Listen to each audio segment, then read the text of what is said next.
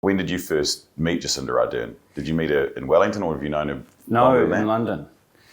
So we met in 2007 or 8, when I was the Green Party's roving candidate in London, and she was the Labour Party's roving candidate in London. And so both of us were basically, trying to get in touch with the Kiwi expat community and get them registered to vote and all of that kind of stuff, and remind them that there was an election on and all that kind of jazz.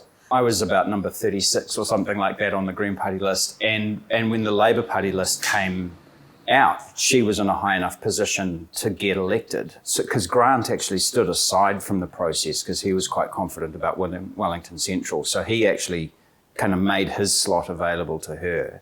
And did you know that she would be leader one day? No, I don't think either of us had any idea where we would both end up.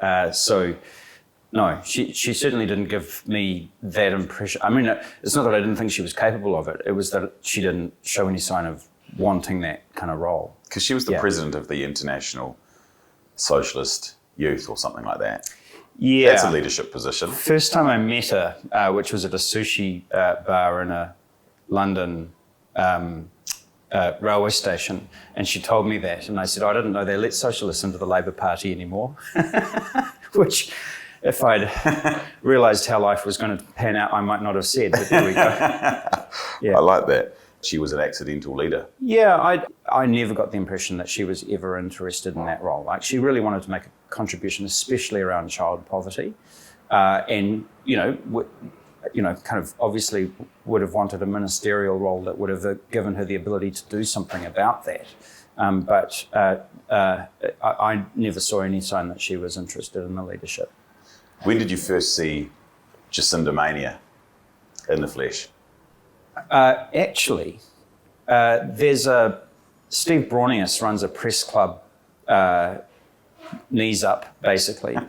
And I can't remember quite what year it was. It might have been early 2017, when she was the keynote speaker. And she gave an absolute bravura performance. But the first question came from one of the journalists. I think it was Tova O'Brien, and I don't remember the exact phrasing, but she kind of said, do you ever feel like the star player in a B team, and why aren't you the leader? And it really struck me. It was like, and basically every head in the room nodded at that point. Because as soon as she became deputy leader and then went on to become leader, it just was a spark. It was astonishing. People flocked to her. It was just mind-boggling to see. Well,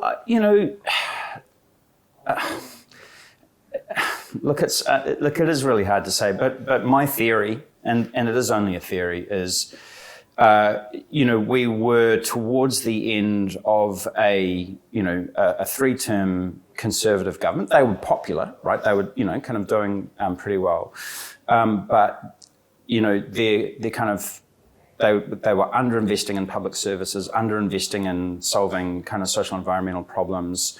There was a kind of sense that that was kind of leading to kind of real issues to do with housing and water quality. Those were some of the big debates. This is probably an unfair characterisation, but it's kind of a sense that the country had been run by kind of grey white men for a while, and here was this kind of young, vibrant woman, like the antithesis of what the status quo was, and she is a astonishingly good communicator. I mean, she's in, you remember her first press conference when they brought her out as the new leader. It was. She looked like she'd been in the job for 5 years already. She's brilliant at that. So I think, there's a combination of factors, but I really do think it came down to the fact that she just represented the kind of change that people were looking for. Would she have been able to win, do you think, if she was the leader in 2014? Would she have still tapped into those sort of zeitgeists and areas where people were a bit That's a really good question. I suspect not. That year, 2017, for the Green Party was pretty tumultuous. It was tough. Existential kind of is the right word. But you did okay in the election, and then you were in a position to be part of a government. Yeah. So I was shattered by the time we got to election night. I was absolutely exhausted, but delighted that we were still there. You know, we came back with kind of 6 or 7%, something like that. And I believed that we had the numbers with New Zealand First to change the government, because New Zealand First had run on a change mandate. Like, their billboards literally said, "Are you sick of it yet?" Or something. It was something like that. You know, like that they were running on the anti-status quo. So I thought we could probably pull it off. So I was feeling kind of pretty chipper. It's amazing that you got through it, because you were exhausted by the time you got to election night. Then you had to go into negotiations you didn't have to negotiate with Winston Peters, a party that hated you guys and didn't even want Jacinda Ardern mentioning your party's name in their talks. Yeah. Was that true? No, I think that's overstating it, to tell you the truth. So was Winston just did he give off the vibe that he hated the Greens? Well, I don't think he ever thought much of the Greens.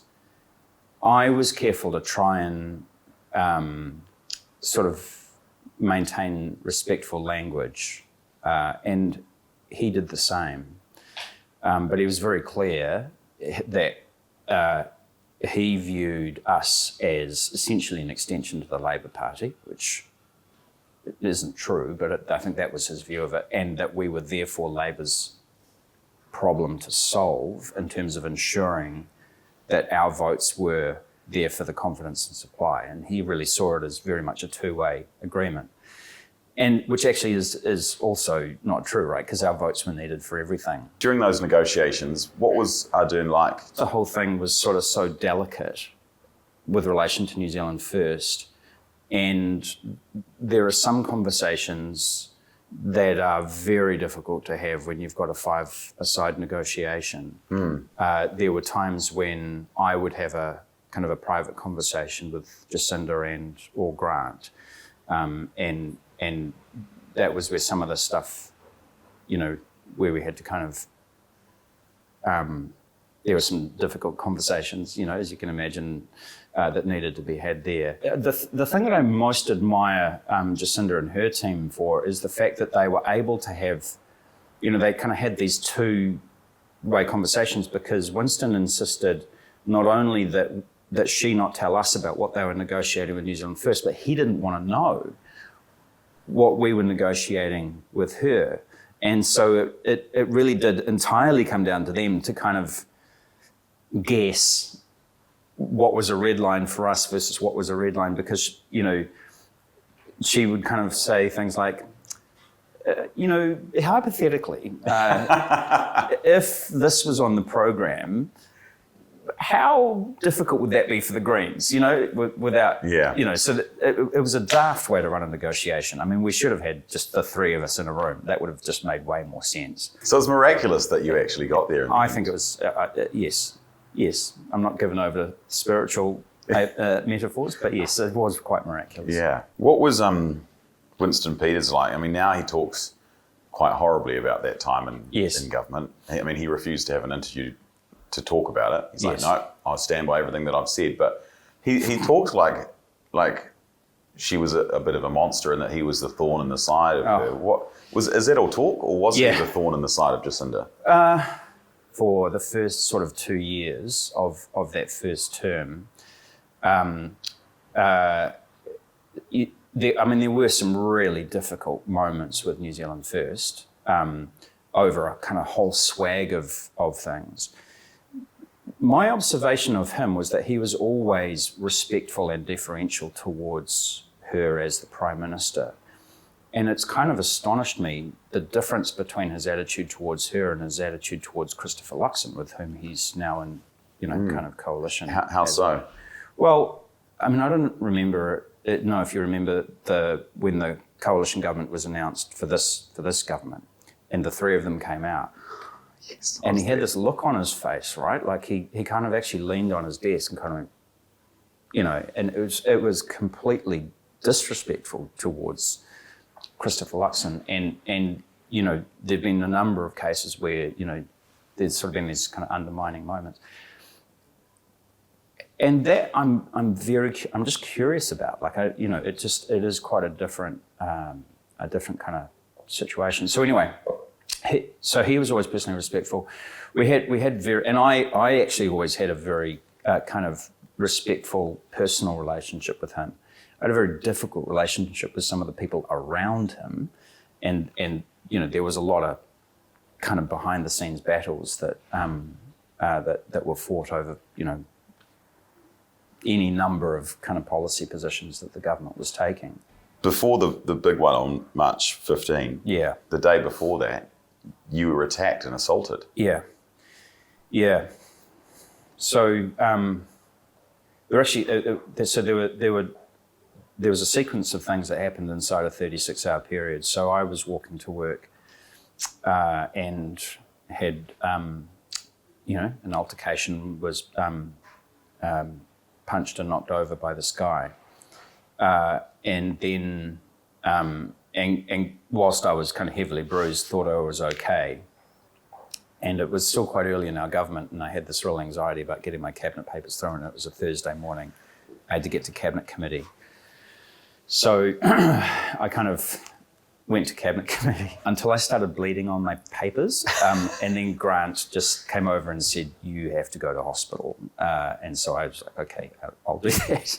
So I did. And I went to hospital and kind of spent the rest of the day under observation. And then the next day was the first of the big climate strike, kind of youth-led things. So it was pretty big. There was sort of over 1,000. I think they counted something like 1,200 people.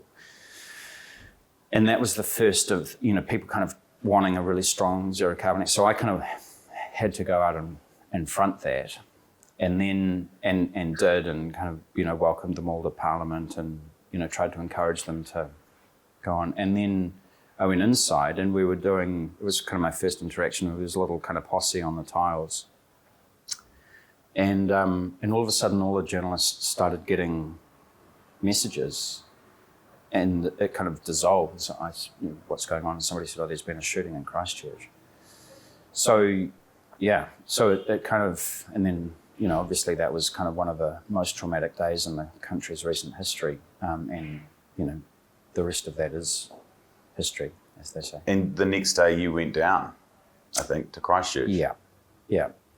What was that like for you with your black eye, but also one of the worst days in New Zealand's history, and seeing Jacinda Ardern lead the way she did through it? She was extraordinary. And it was a privilege to be there with her. So we had a series of meetings in Christchurch with kind of members of the community, but she just had this facility for understanding the pain that people were feeling, and then being able to say exactly the right thing to kind of say, what it was that we needed to do. I think probably the single most kind of extraordinary kind of moment in her kind of leadership of the country, where she came from a place of real empathy, and she didn't, maybe if we kind of look at the counterfactual, right? Like there could have been a way where there was a more kind of macho response of we're going to declare a war on terrorism, or that kind of stuff, and sort of amped up the kind of temperature. But she had a way of just getting that people were grieving and that they needed support through that, and that that we needed to do something about that kind of extreme right terrorism and the kind of hate and gun wars, and that government moves pretty slowly on a lot of stuff, frustratingly slowly. But that was a time when I was amazed and very proud to see how quickly government could act when the moment called for it. When did you first hear about COVID and the pandemic, and what were your thoughts? Do you think it was just another sort of SARS and nothing to be worried about? No. So my sister-in-law is a double PhD medical doctor who works next door to Michael Baker, the epidemiologist. And over the summer, she started stocking up. And, this is not a person, she's a double PhD research scientist, medical doctor, right? She doesn't scare lightly. Yeah.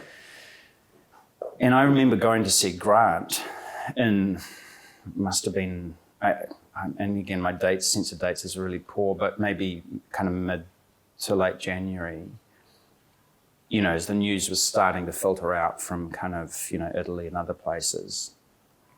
And I said, look, this is going to be bad, and where are we at with it, and so I actually was quite anxious quite early on, and my experience, because Jacinda sort of effectively treated us as members of the cabinet at that point, she, as we started engaging on this with the public health officials and with DPMC and the other parts of the public service, I became very, very frustrated that the kind of advice that we were getting was very much, don't you worry, ministers, it's all under control, we've got this handled. And my blood boiled, because I was like, you do not have this handled. You do not have a plan. You have no idea what's coming. I was furious. But then things happened quite quickly when they saw America and other countries starting to close their borders. Yeah. Then it was like, okay, all our expats, you've got this window to get home or stay in shelter in place. Yes. Then there was a lockdown, then the borders closed. I mean, things happened quite quickly, and New Zealand quickly became a utopia, pretty much. Yeah, for a period of time.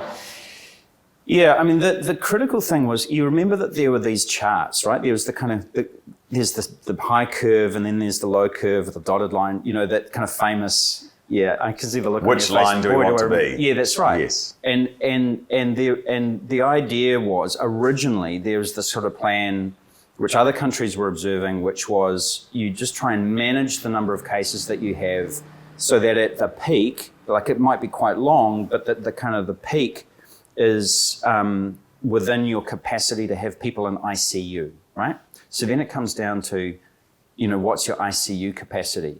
And we could not get that information out of the Ministry of Health or out of the DHBs. Wow. Right? So can they not just count that?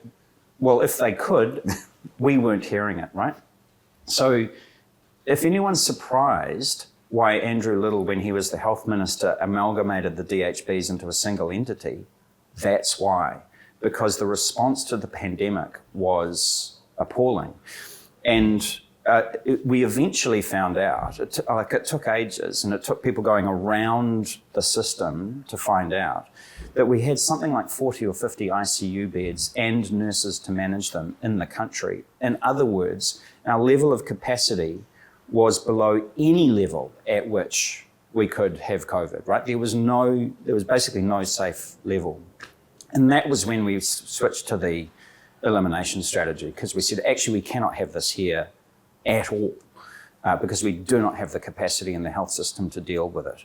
So that was when we switched to, no, we've got to close the borders. And that then was quite a fast decision, because things were, the hockey stick curve was on its way. Do we only have 50 ICU beds? So that was why it was like, we actually can't have this here, lock the borders down. Yep. And a lot of other countries did lots of other things, and they didn't go too well, and there was lots of frustration. They mostly went very, very badly. Yeah. And I think people forget that now, is that actually several million people died. You guys had an election, the Greens, you got 2 extra MPs. Yeah. Labor got 50.1% or something like that, first majority MMP. And Labor didn't need our votes anymore. So we were actually quite lucky to retain the ministerial posts that we did. I stayed on as climate change minister and associate environment minister. Martima Davidson became the minister for the prevention of family violence and sexual violence, and so on. And so we, but the kind of fundamental nature of government actually became more difficult for the Greens at that point, because even though New Zealand First weren't there, we now effectively had a majority Labor government, and we were still not members of cabinet. And so the the public service treated us differently. So things really slowed down in terms of our ability to kind of get things through the public service. Because our votes weren't necessary, we had less negotiating power with the government. So, frankly, from my perspective, the first term was all about getting the legislative framework up, the Zero Carbon Act, the ETS reforms, establishing the Climate Change Commission, and so on. That was the easy part. We then had to do the hard work of, writing the first emissions reduction plan. That involved something like 20 different agencies and 15 different ministers, and they all had to take personal responsibility and all of that kind of stuff. That was bloody hard work. Like, that was really, really hard. And, Jacinda backed me personally, which is why her ministers, some of them were inclined to be supportive, but some of them weren't, but I couldn't have done what I did without her personal backing on that. But it was still a very, very tough term. When did you start noticing it starting to come down and the mood changing?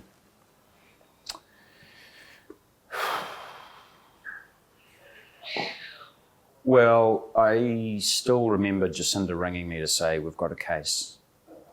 And it was a very mysterious case. You remember, it came out of a cool store, it was sort of really just, we had no idea, it was very, very difficult scientifically to trace how it had happened. And of course, the nature of COVID is once you've got one case, that there's about 20 others that are out there. And if there are 20 others, then it's not going to be too long before there's 1,000 others, right? So I guess my personal mood shifted at that point, because I was like, okay, well, here we go.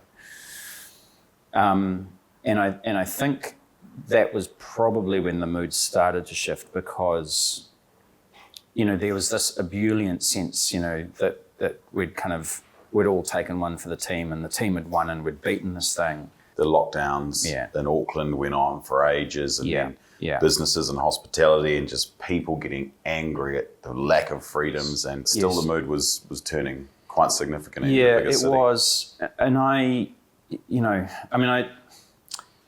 was less involved, because of the changed nature of the government. So in the previous term, and particularly during the early stages of COVID, like I said, Jacinda effectively treated us as if we were part of cabinet. We had to be part of every decision.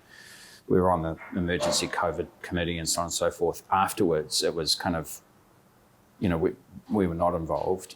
We were informed. She kept us updated, but we weren't kind of part of the decision making. So it became harder for me to kind of see sort of, inside the machinery.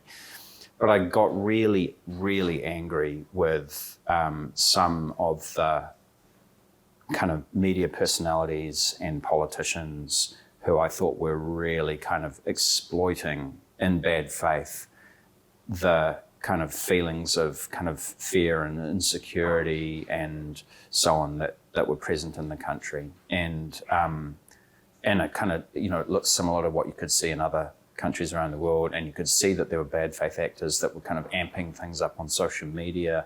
And of course, because people are locked down at home, they've got a lot of time to spend on social media and so on. And so it was pretty kind of horrible just to see the division that was being kind of driven into New Zealand society, because I don't think it was a purely organic movement. I think that there were definitely people who were driving it. And then it culminated in the protest and occupation of Parliament. Yeah. I mean, it was surreal. It was really surreal. I mean, the toll on her and on Grant, both of whom I consider to be good friends, was enormous. And on Chris Hipkins, who was kind of the lead minister at the time. And the kind of stress that they were under, because and it wasn't just a function of like the abuse and all of that, but that they were making these huge decisions to do with life and death, liberty, the state of the economy, like all of those things. They were having to make really, really big calls. And the thing that I was proud of is that in the absence of good information, right? Because information is changing daily. You don't have perfect information. Is that they were making decisions based on their values, and that their lead value was human life. And I was like, A lot of people couldn't see that though, could they? No, they couldn't see that. And they couldn't see it. I mean, it's sort of one of those weird things of like, hey, look, no one's dying, so why are we, observing all these restrictions? And it's like, well... That's why no one's dying. Exactly, Yeah.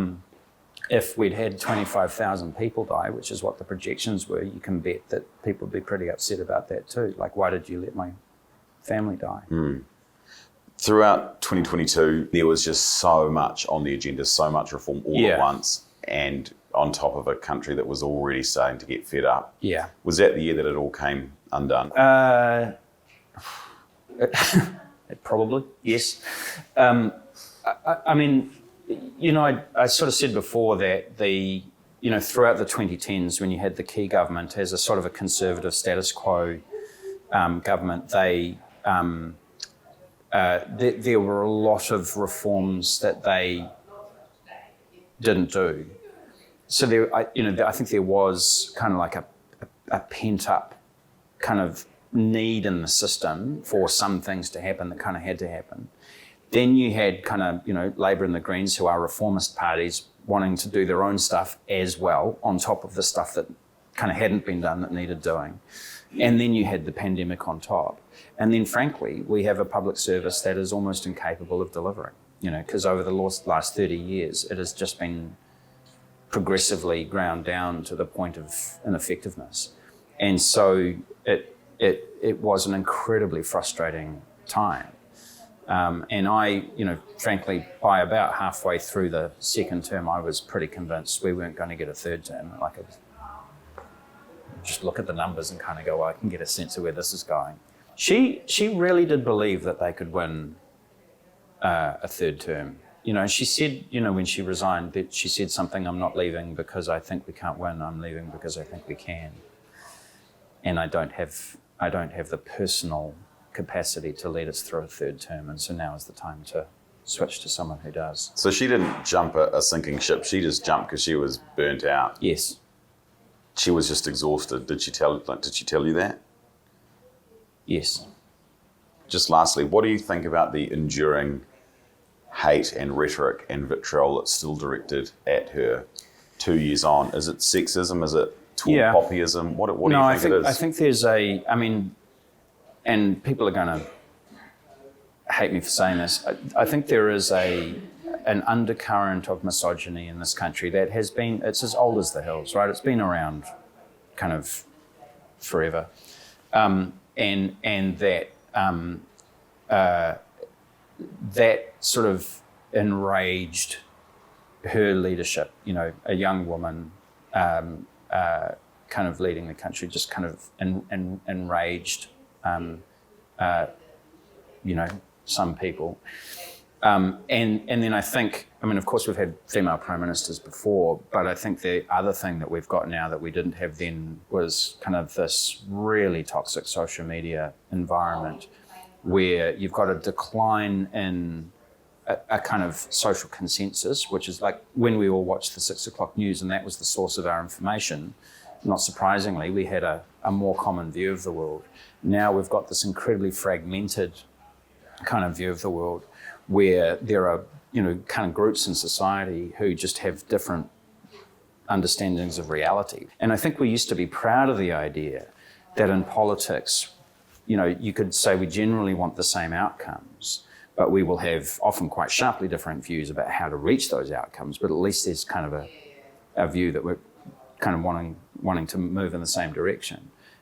That is really falling to pieces. And so I think that that kind of toxicity towards her, in the same way that she was the personification of change in a time when people wanted change, she's also the personification of everything that kind of segment of society really hates and loathes, and it's kind of kept alive through this kind of horrendous technology that we've unleashed. And will history be kind to her and her leadership and her legacy? Yeah, I think it will. And I'm not saying that she's perfect, and she would be the first person to say that she isn't. And I don't think that we did everything perfectly as a government. And I like to think I was a pretty good minister, but I can't count the number of mistakes that I made during my time. So I think any view of history, you have to kind of take a balance view to say, here's what worked and here's what didn't.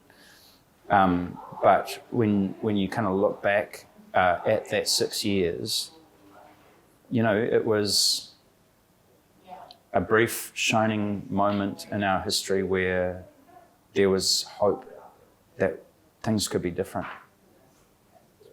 Well, let's leave it there. Thank you very much. Okay.